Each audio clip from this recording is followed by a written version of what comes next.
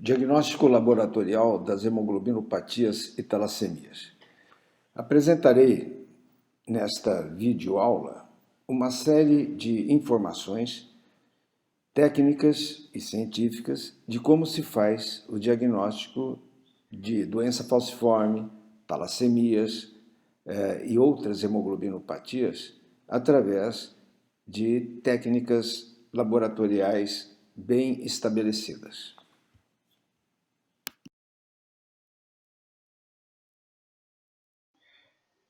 Então, vamos começar com uma sugestão de metodologia para realizar o diagnóstico laboratorial das hemoglobinopatias e talassemias. Essa sugestão engloba 3 elementos fundamentais, quais sejam informação clínica, informação geral, dada pelos pacientes, às vezes diretamente no seu laboratório, ou às vezes vinda através do médico.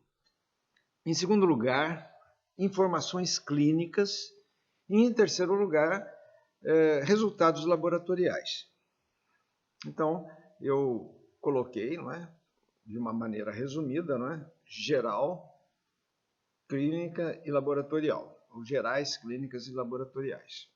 Nas gerais, 2 importantes informações, a idade e a descendência. Nós veremos que isso daqui tem fundamento. Idade. Os principais sintomas das hemoglobinopatias e talassemias, principalmente aquelas homozigotas ou duplas heterozigoses, ocorrem antes do 1º ano. É evidente que o heterozigoto, tanto o AS, o talassêmico beta menor, talassemia alfa menor ou mínima, essas daí dificilmente têm sintomatologia. O grande problema para o médico é quando aparece um paciente com uma anemia hemolítica a ser esclarecida e já foi mandado para vários lugares e nada foi esclarecido. Então, a primeira pergunta é o seguinte: esta pessoa tem anemia desde após o 6º mês de vida? Se falar que sim, pode quase ter certeza que está relacionado com hemoglobinopatias ou às vezes com deficiência de enzimas eritrocitárias. Acontece que hemoglobinopatias tem mais repercussão clínica do que deficiências enzimáticas. Um outro aspecto é a descendência. Doença falciforme é mais comum em afrodescendentes, em pessoas de cor negra, em pessoas de cor moreno. Então, é muito mais comum neste grupo. É óbvio que em pessoas com sobrenome italiano, árabe, espanhol, branca, pode ter doença falciforme, mas é mais comum em afrodescendente. Por outro lado, a talassemia beta é mais comum em descendentes mediterrâneos, notadamente descendentes de italianos, árabes, que compõem grande parte da nossa população, e também de gregos, mas também portugueses, espanhóis, negros podem ter talassemia beta. Clínica. 2 grandes grupos, sinais e sintomas. Sinais de uma pessoa com uma anemia hemolítica a ser esclarecida. Icterícia, hepatomegalia, esplenomegalia, alterações ósseas. São situações que nós já vimos lá atrás, quando a gente falou de talassemias beta maior, de doença falciforme. Sintomas. Anemia desde o nascimento, cansaço, dores nas pernas, transfusões periódicas. Então, todas essas informações são muito importantes quando você vai fazer os exames laboratoriais. E os exames laboratoriais, o mais importante, de um primeiro momento, é o hemograma. No hemograma, você observa o grau de intensidade da anemia. Células específicas, por exemplo, apareceu célula falcizada, é evidente que tem doença falciforme. Apareceu muito eritroblastos, hipocromia, VCM diminuído. É possível que tenha talassemia, mas pode ter hemoglobinas instáveis também. E outras informações que o hemograma te oferece. Exames específicos. Eletroforese, cromatografia de hemoglobina são fundamentais. Reticulócitos, hemoglobina H, corpos de Heinz, hemoglobinas instáveis. dosagem de hemoglobina 2, dosagem de hemoglobina fetal e, eventualmente, de metahemoglobina.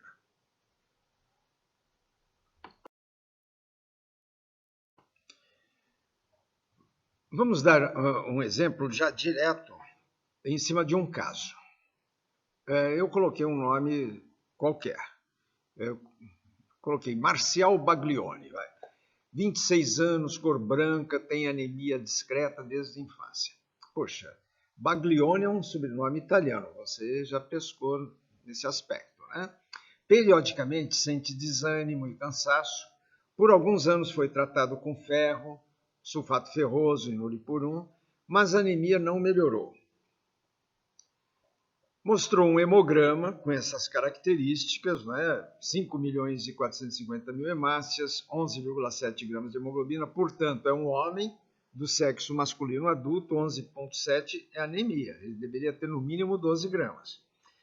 Estou observando a morfologia dos eritrócitos, alguns esquizócitos, célula em alvo. Informações gerais, olha, estou destacando aquilo que eu falei como sugestão de metodologia. Informações gerais. É um adulto, cor branca, tem anemia discreta desde a infância. Então, isso é o que ele recorda. O sobrenome dele é italiano. Pode ser que seja talassemia. Informações clínicas. Periodicamente sente desânimo e cansaço, portanto, é típico de anemia. Por alguns anos foi tratado com ferro e não melhorou. Ora, quando uma pessoa é tratada com ferro, se a anemia for ferropriva, deveria melhorar. Não melhorou, deve ser alguma anemia hereditária, ou hemoglobinopatias, ou talassemias, enzimopatias, esferocitose, então vai por aí. Mas esse hemograma é típico de talassemia beta menor. Informações laboratoriais, olha aí, eu destaco em amarelo, no hemograma, hematócrito diminuído, hemoglobina diminuída, VCM, HCM diminuídos, RDW discretamente aumentado, mostrando anisopoiclocitose que eu estou vendo na citologia. Olha quantas células alteradas que eu circulei aí. Portanto, trata-se de uma anemia microcítica hipocrômica com esquizócitos.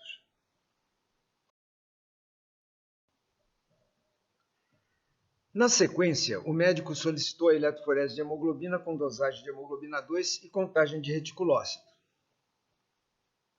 E aqui está a eletroforese no padrão de uma pessoa normal e o do paciente. De cara, eu já observo uma 2 aumentada. O reticulócito, 2,6%, quando o normal vai de 0,5% a 2%. Então, há o reticulócito está discretamente aumentado. Então, eu concluo que o paciente, na quantificação das hemoglobinas, de A2, ele teve 4,6%, quando o normal vai de 2 a 4. Então, ele tem um A2 discretamente aumentado. Então, o A2 aumentado, eu destaco na eletroforese, e este conjunto de resultados e informações é compatível com a talassemia beta menor.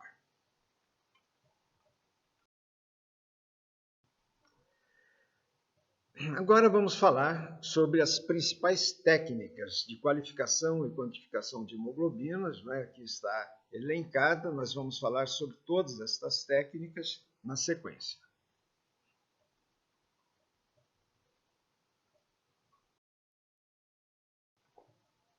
Iniciaremos com as hemoglobinas, eletroforese de hemoglobinas. Aqui uma eletroforese em gel de agarose ou pode ser acetato de celulose, não importa, é um tampão alcalino. A eletroforese alcalina de hemoglobina, polo negativo, polo positivo. A minha aplicação é sempre próxima do polo negativo, então eu faço a aplicação. As hemoglobinas têm cargas elétricas, então as mais negativas vão rápido em direção ao polo positivo. E as menos negativas, ou equilibrada, fica próximo do ponto de aplicação. Este é um caso típico de hemoglobina normal, A e A2 dentro da normalidade. Aplico um segundo caso, né, e eu observo, nesse caso, que o A2 dele está aumentado. Isso é típico de talassemia beta menor. Aplico um terceiro caso e eu vejo uma hemoglobina rápida na frente da hemoglobina A, que é o padrão da hemoglobina H. Aqui eu mostro a hemoglobina S, ela tem uma posição intermediária entre o A e o A2, porque ela tem quase que um equilíbrio de cargas. O SS só tem a fração da hemoglobina S. Às vezes com um pouquinho de fetal. O AC, o C está sobre a hemoglobina 2, então dificilmente dá para dosar o A2, mas eu vou mostrar o A2. Já mostrei, vou voltar com o C outra vez, tá? Aqui uma hemoglobina S e C, uma dupla heterozigose.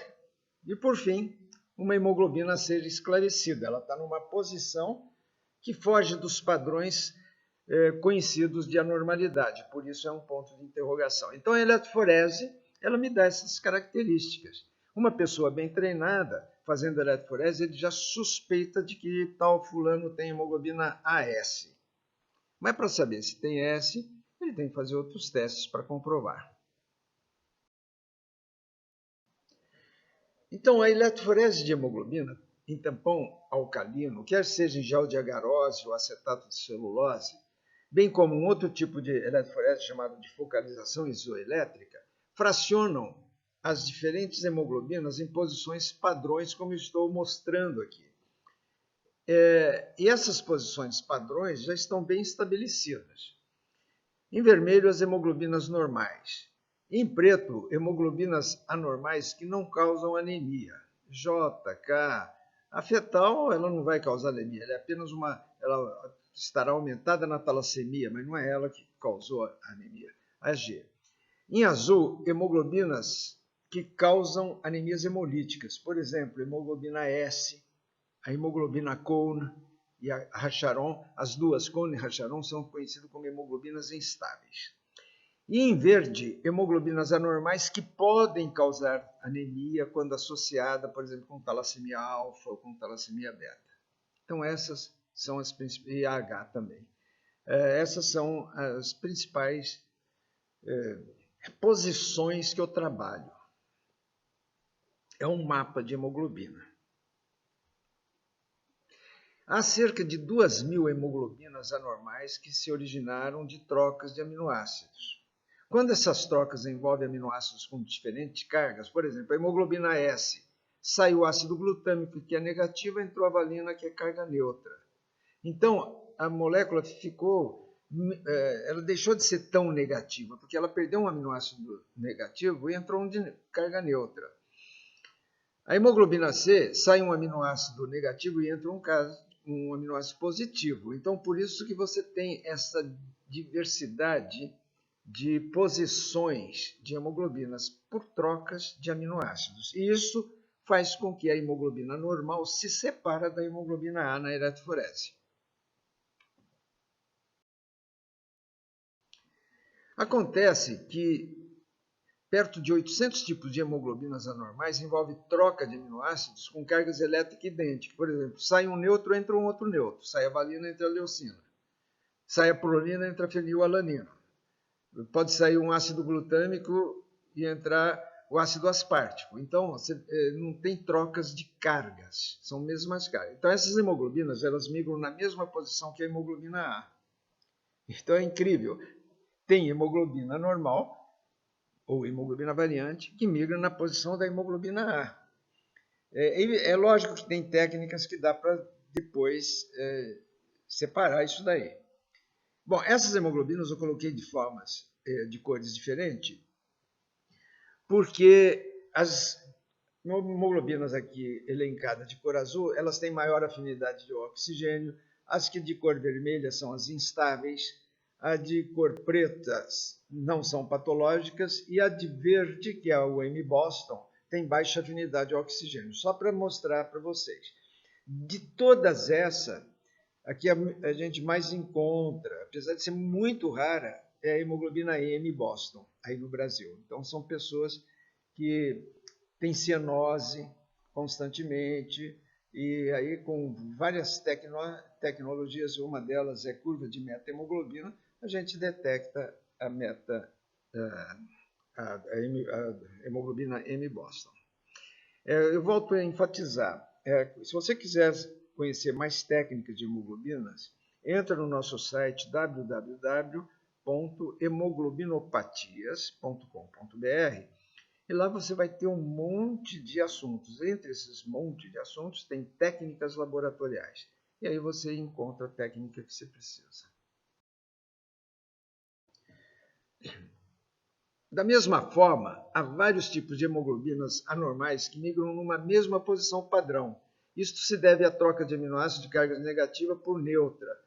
Por exemplo, sai a valina, sai o ácido glutâmico, que é negativo, entra a valina. Ou sai o aspartico, que é negativo, e entra a glutamina, que é neutra. Sai o aspartico, que é negativo, entra a isoleucina, que é neutra, etc. Exemplificaremos hemoglobinas variantes que estão na mesma posição eletroforética da hemoglobina S. A de hemoglobina S tem todas essas outras hemoglobinas. Lógico que a mais frequente é a hemoglobina S. A hemoglobina D, que eu coloco em destaque, a hemoglobina D é um caso para cada 5.000 pessoas. Né? Porém, as outras que nós estamos vendo aqui é extremamente raras. Provavelmente porque elas tiveram mutações mais recentes, menos de 1.000 anos, menos de 3.000 anos, alguma coisa assim. Então, essas hemoglobinas ainda não deu tempo de elas se expandirem para vários outros locais. Mas já foram descritas, elas se situam na mesma posição que a hemoglobina S. Qual é a diferença do S em relação a essa? O S sempre dá falsização positiva.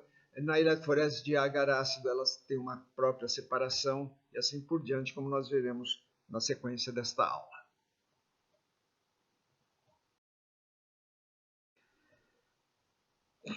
As hemoglobinas S e D, como nós vimos no slide anterior, migram de formas semelhantes na eletroforese alcalina, na cromatografia, por HPLC. Então, aqui neste exemplo, eu estou mostrando um padrão normal de hemoglobina A, depois um AS e o AD. Olha como elas se parecem. Depois um SS, um SD e o DD. Então, a hemoglobina D, ela migra como se fosse a hemoglobina S. Para separar esta situação, nós usamos de um outro artifício, chamado eletroforese em agar-ácido. Então, aqui, olha, destacando as hemoglobinas S e D que migram na mesma posição.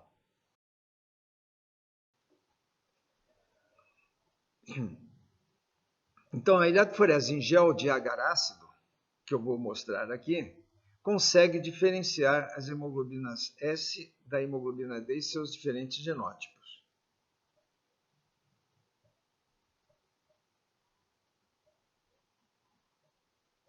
Olha aí. Então, agora eu fiz uma eletroforese e eu diferenciei aquelas hemoglobinas pelo agar-ácido.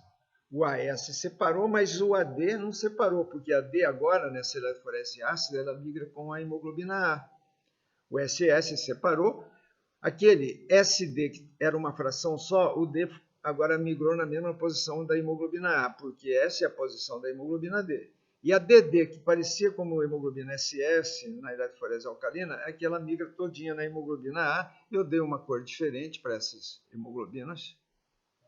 Hemoglobina D, ela migra junto com a hemoglobina A na eletroforese ácida. Então você usa este artifício, né, de uma outra eletroforese, que corre em polo inverso, do positivo para o negativo, e assim você consegue identificar que aquele paciente tem hemoglobina S no seu genótipo AS ou SS e assim por diante.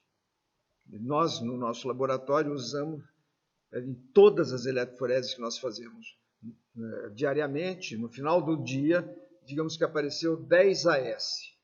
Esses 10 pacientes, eu pego as amostras dele e submeto à eletroforese em agar-ácido. Há também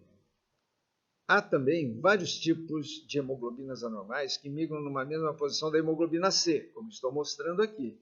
Neste caso, trocam-se aminoácidos com carga oposta, ou seja, sai um aminoácido de carga negativa e entra um positivo, como está sendo mostrado este exemplo.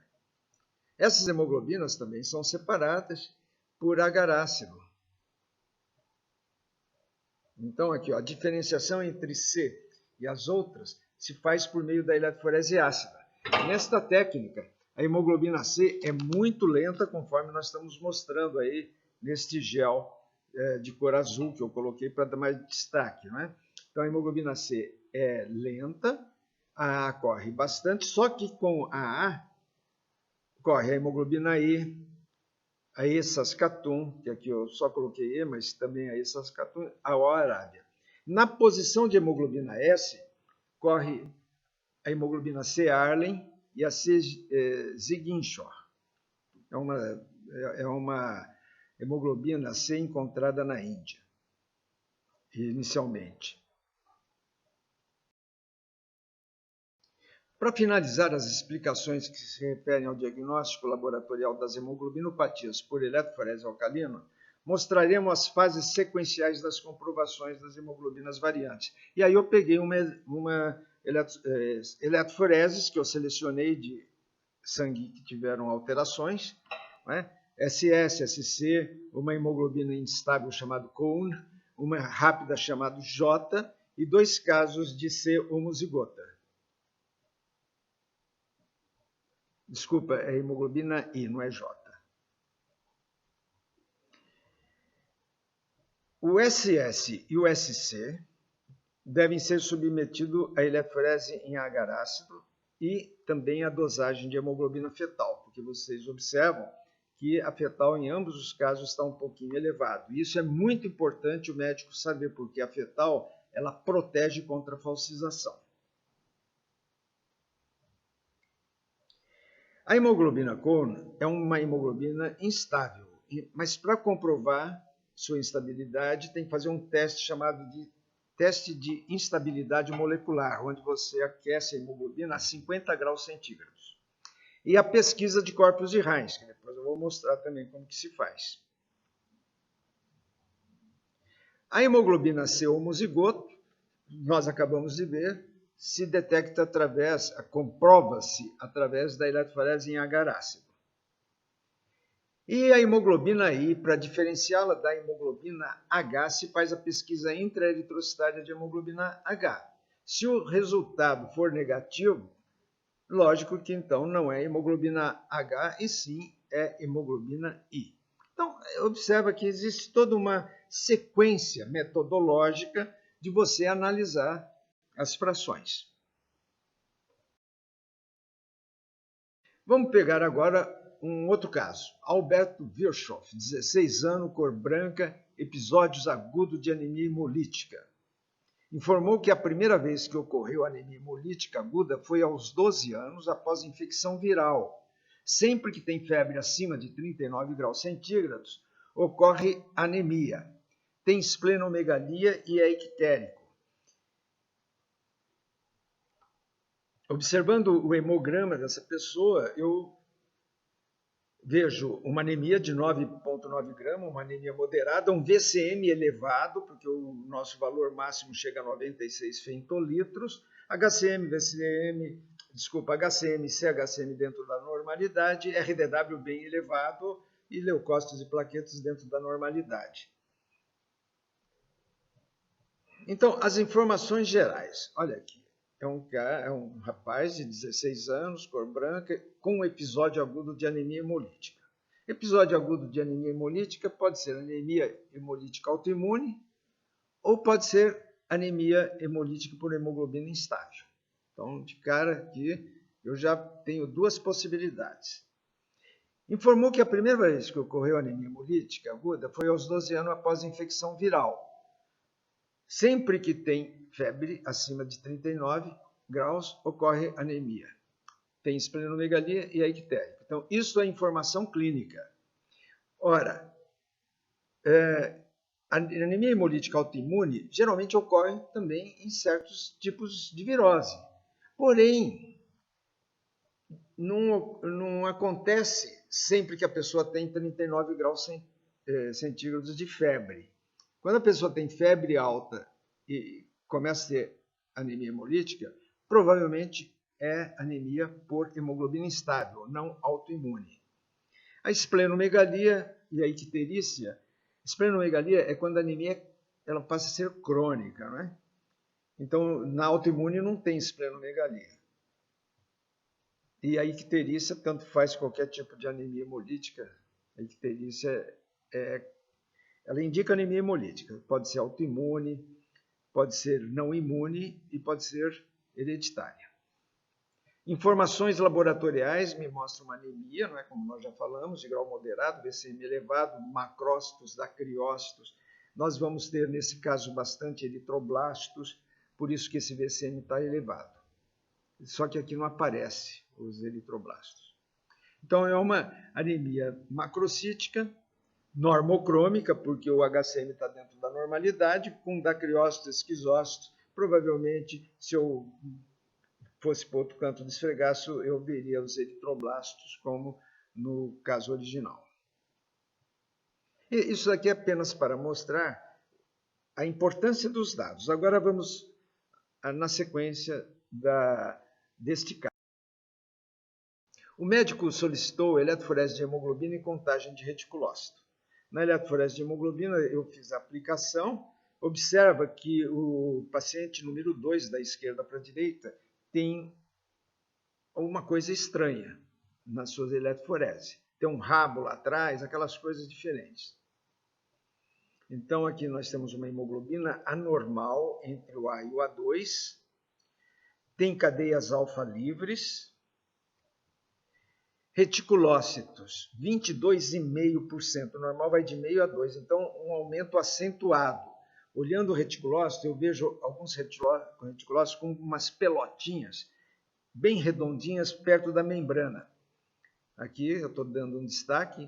Isto provavelmente é corpus de Heinz.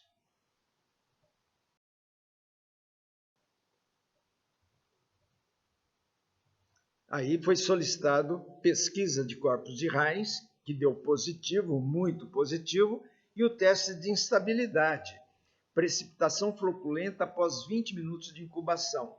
E foi uma precipitação total após 60 minutos. Isso é o teste ouro para detectar hemoglobina instável. É um teste muito simples e que detecta hemoglobina instável. E você observa no tubo dos 60 minutos a precipitação da hemoglobina instável.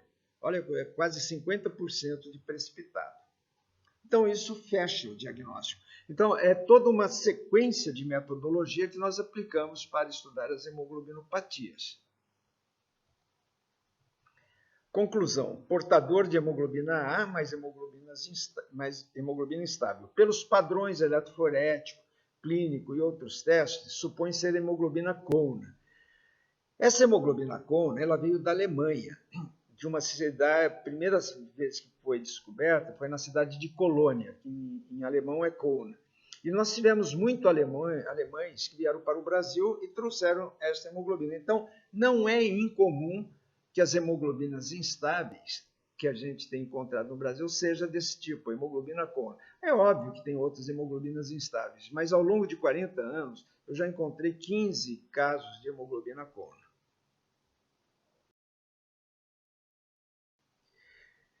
Agora vamos falar sobre cromatografia. Ela tem dois tipos de técnica, a manual e a automática. Vamos falar inicialmente da manual. A técnica manual usa uma coluna de vidro, como essa que está à sua direita, pode ser de plástico também. Bomba de baixa pressão para fluir um solvente, que a gente chama de tampão, numa resina de DAE celulose. É uma resina típica para cromatografia.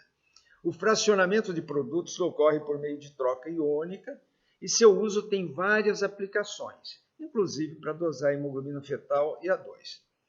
Esse é o início das cromatografias. Antigamente eu dosava realmente A2 por cromatografia de coluna de DAE celulose, hemoglobina A1C oblicada também era feita assim. Hoje é tudo automatizado, mas eu vou explicar essa forma de manual. Já a automática usa diferentes tipos de colunas de aço, como esta da direita, bombas de alta pressão, 2 ou 3 solventes. Esses solventes, que são diferentes tampão, eles eluem diferentes tipos de hemoglobinas, quer sejam normais, e vários tipos de hemoglobinas variantes ou anormais, inclusive identificando-as. É conhecida por HPLC, cromatografia de alta pressão, líquida de alta pressão. Então, vamos mostrar a cromatografia manual, com a base do funcionamento dela.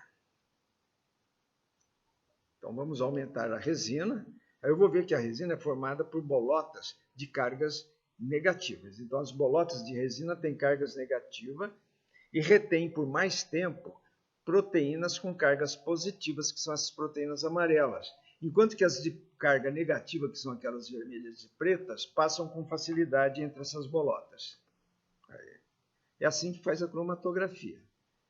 Então, proteínas com cargas diferentes, elas são retidas. A de mesma carga sai mais rápido. Vou mostrar a seguir.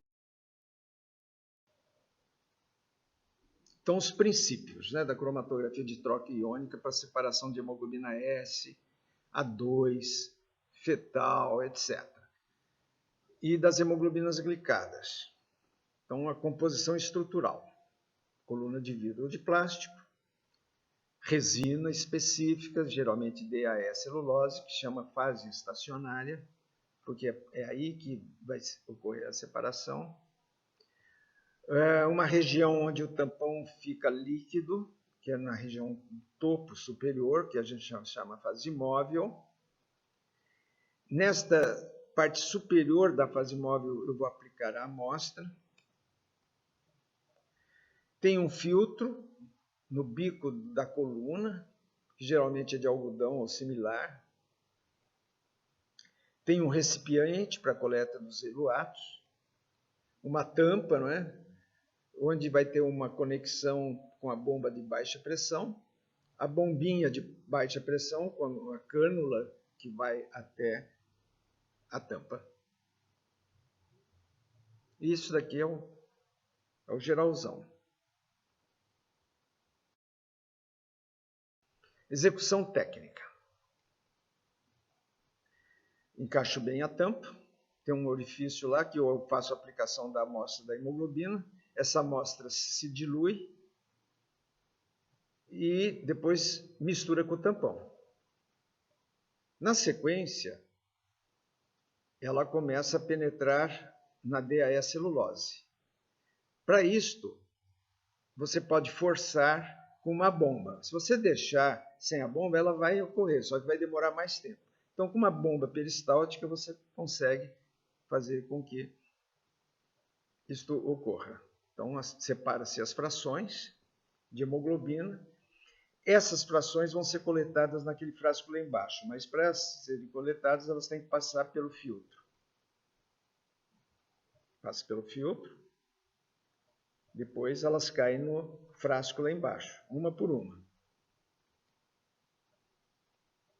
Aí separa, você retira o primeiro frasco, essa primeira hemoglobina eluída é separada para determinar a sua concentração. Essa concentração é feita por dosagem, por fotocolorímetro ou espectrofotômetro.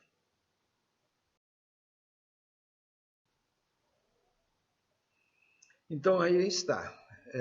A gente faz a quantificação das frações por espectrofotômetro, fotocolorímetro, e seus valores, dependendo da concentração, ele tem uma determinada porcentagem.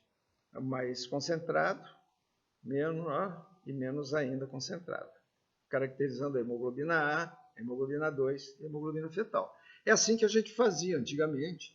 Demorava aí um certo tempo, mas era uma bela técnica.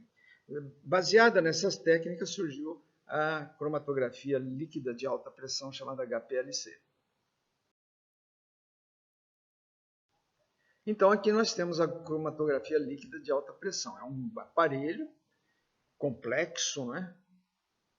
Esse aparelho ele tem uma coluna de metal, ele exerce uma pressão muito forte.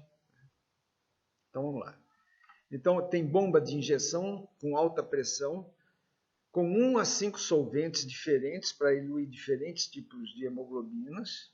Então, eles também têm diferentes canais para diferentes colunas. A coluna de ácido para cromatografia. Há diferentes tipos de colunas para avaliações específicas. O problema é a separação da hemoglobina H, porque eles ainda não têm essa coluna. E aí você tem o gráfico de leitura das hemoglobinas. Aqui no caso é de uma hemoglobina AS. Observa que tanto a hemoglobina A quanto a hemoglobina S têm picos elevados, só que o A tem mais concentração que a hemoglobina S. No meio tem o A2. Então, é assim que você tem o resultado. É um resultado gráfico que já sai com a porcentagem. É diferente da eletroforese, que você vê as frações separadas. A cromatografia líquida de alta pressão, pela sua funcionalidade, ela é muito usada nos laboratórios de apoio, porque você pode fazer várias cromatografias ao longo do dia. A eletroforese é um pouco mais trabalhosa, porém a eletroforese nos dá muito mais informações do que a cromatografia. Mas a cromatografia tem esse lance da automatização, o que torna mais fácil a quantidade. A qualidade é discutível. E agora, para finalizar, eu vou colocar os exames complementares para diagnóstico laboratorial das hemoglobinopatias e seus significados. Eletroforese ácida para hemoglobina. Eu uso métodos de eletroforese em gel de agar ácido, aquele do eletroforese alcalina, eu já falei tanto, eu estou colocando só os específicos. Então, essa é a eletroforese de agar ácido. Se eu uso tampão fosfato, geralmente o tampão fosfato é de pH 6. Mas existe técnica que usa tampão citrato, que é pH 5. Ambos são ácidos. Qual é a sua função? Ele diferencia a hemoglobina S da hemoglobina D, que migra numa mesma posição em eletroforese alcalina e tem o mesmo gradiente de diluição na cromatografia. Então, quando você recebe uma cromatografia de hemoglobina S, você tem certeza que é hemoglobina S? Então, para ter certeza, você tem que fazer eletroforese ácida. Então, aqui, eletroforese alcalina, que é mais fácil eu trabalhar agora para explicar esse fato. Qual é a sua certeza de que a hemoglobina AS, que é a primeira, seja de fato hemoglobina AS e não AD? Tanto que eu coloquei o AD entre parênteses. O segundo caso é de uma pessoa SC que recebeu transfusão com sangue A, por isso que aparecem essas três frações. É logo depois da transfusão, por isso tem mais A do que as outras. E o terceiro é de um padrão normal. Agora aqui é a eletroforese ácida. O AS do primeiro separou, olha, você viu a hemoglobina S, duas frações, então não é AD. O segundo não é SD, é um SC. Não é um DC, é um SC.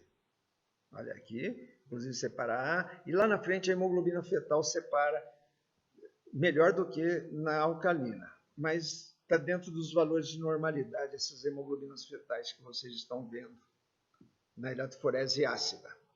E depois a hemoglobina AA. Então, essa é a eletroforese ácida.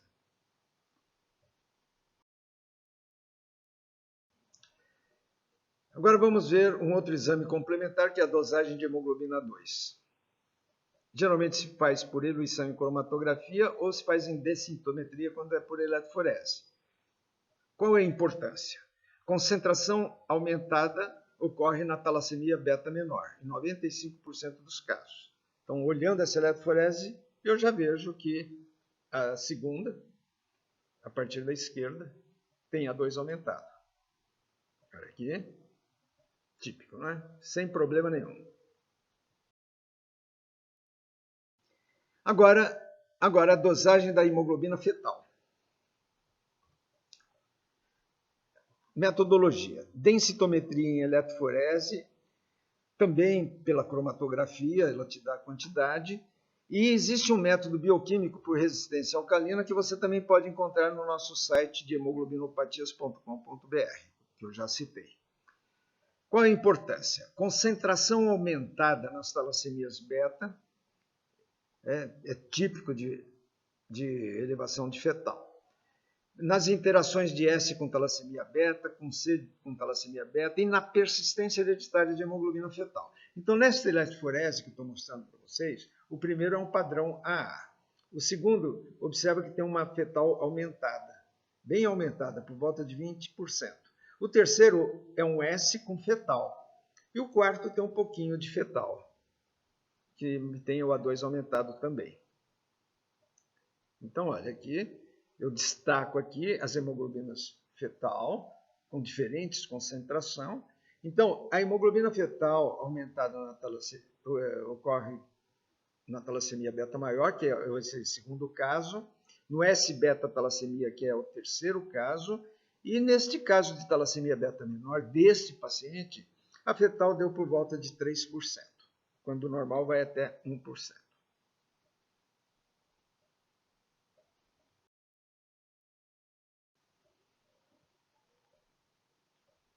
Agora, a contagem de reticulócitos. O método é citológico de sangue incubado com azul de cristal brilhante a 1%. Qual é a importância? Elevado nas anemias hemolíticas. Qualquer anemia hemolítica tem reticulócito elevado. A reticulocitose é mais evidente, acima de 5% até 50% nas homozigoses. Por exemplo, hemoglobina SS, que é a anemia falciforme, e talassemia beta maior. Ocorre também nas duplas heterozigoses, aumentos elevados, de 5% a 20%. Nas hemoglobinopatias SC, SD, S-beta talassemia. E nas hemoglobinas instáveis, eu já cheguei a pegar casos com 70% de reticulócito. Agora, existe uma reticulocitose discreta nas pessoas com talassemia beta menor, geralmente entre 2,5% e 5% de reticulócito nesses pacientes.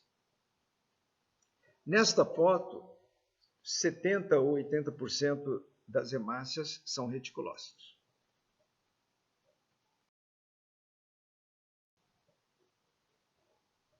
Agora falando sobre pesquisas citológicas para corpos de Heinz e hemoglobina H. Tanto reticulócito, corpos de Heinz e hemoglobina H usa a mesma técnica, com azul de cristal brilhante.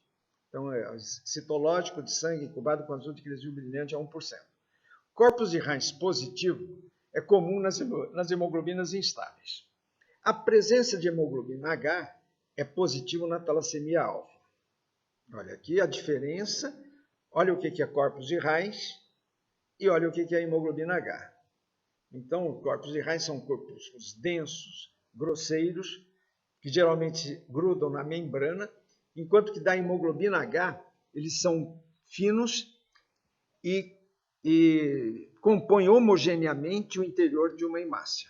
Então, aqui no caso, nós temos hemoglobina H em paciente com talassemia alfa, por doença de hemoglobina H, bastante precipitados de hemoglobina H.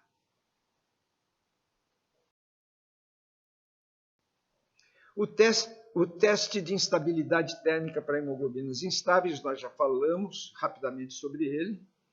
Então, nós usamos uma solução de hemoglobina que se mistura com tampão fosfato, pH 7,4, e incuba 50 graus centígrados. E nós vamos analisando a cada 5 minutos. Geralmente, nos primeiros 5 minutos não acontece nada. Depois de 10 minutos, o sangue começa a mudar de cor, ele começa a se tornar metahemoglobina, por isso que ele tem essa cor de chocolate, marrom. Aos 20 minutos, ele fica completamente castanho ou de cor marrom. Por volta de 40, 50 minutos, começa uma floculação, e aos 60 minutos, essa floculação ela é intensa. Aí a gente para, porque é por 1 hora que você deixa incubado. Então, esse teste se fundamenta no enfraquecimento molecular das hemoglobinas instáveis, causado por mutação em regiões que daria estabilidade à molécula. Ao esquentar a solução de hemoglobina a 50 graus centígrados, as hemoglobinas normais e variantes estáveis, por exemplo, hemoglobina S, hemoglobina C, resistem, enquanto as hemoglobinas instáveis precipitam. E aí o caso que nós estamos mostrando aqui.